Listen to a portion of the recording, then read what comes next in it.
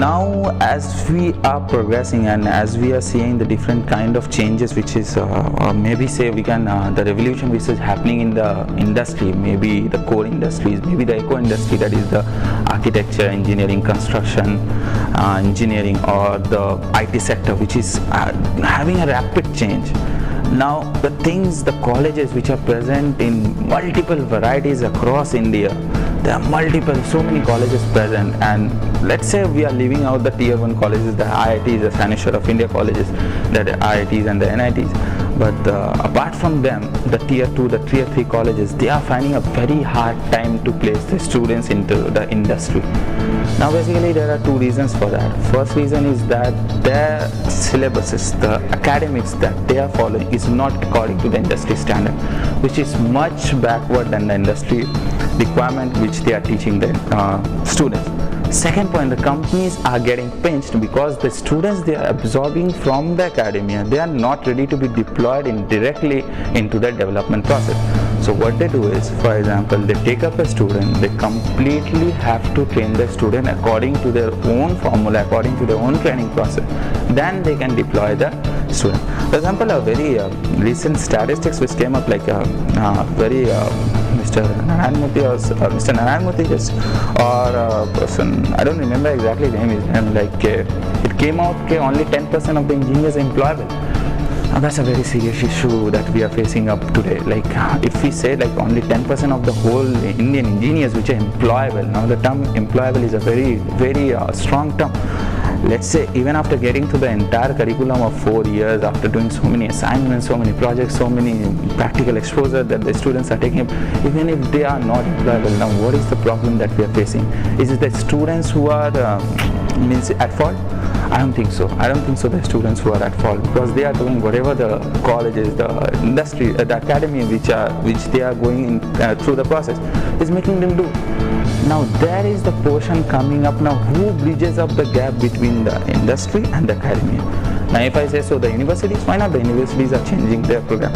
Now there is a lot of constraints which are going on. Now the universities cannot in a single night can change the entire course of the system. There are multiple courses which are coming up in the field of artificial intelligence, machine learning, robotics, IoT, the new technologies, the 3D printing and the additive manufacturing. So these things which are coming up recently in the industry, the syllabus are not trying to cope them up. So where does the student go? They need to have a platform to showcase their talent, to showcase their skills that they are also able to do. In the Western countries, what is the difference between our students in Western countries? Nothing, but they got the exposure, but we don't have the exposure. So according to me, this is the right time. This is the right time actually to get into the market, to get the students what they actually need to do, to make them learn industry requirements before they actually go into the industry. This is in fact a very good study for college reports too. Many colleges are declining day by day. The reason is that they are taking up students and they are not finding the enough placements. But on the other hand, when we went into the industry, we found there's a dearth of good people. The industry is saying we are not getting dearth of people. So there is a huge supply, there is a huge demand, but still that demand is not getting supplied by the huge demand that is required. Now why this is thing happening? So the only reason it's coming out, that skills that is required by the industry is not being provided somewhere, or is being missed by the students. Now next question comes, if you provide that skill, now how will you do it? You have to make it more interactive, you have to make it more viable, which is needed by the student, and then showing them up to the right area.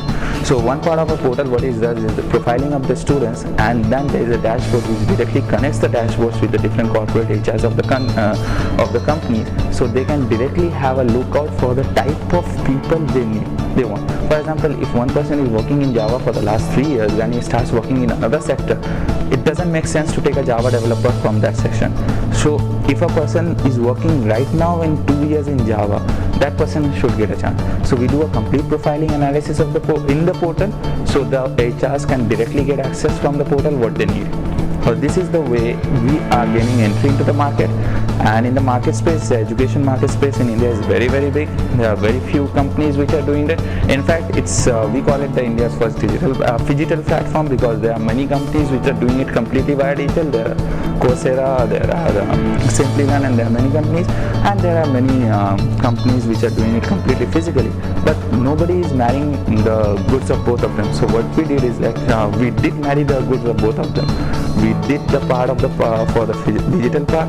We completely cannot do away with the physical right now, so we have kept the physical part, so we are marrying the goods of both of them.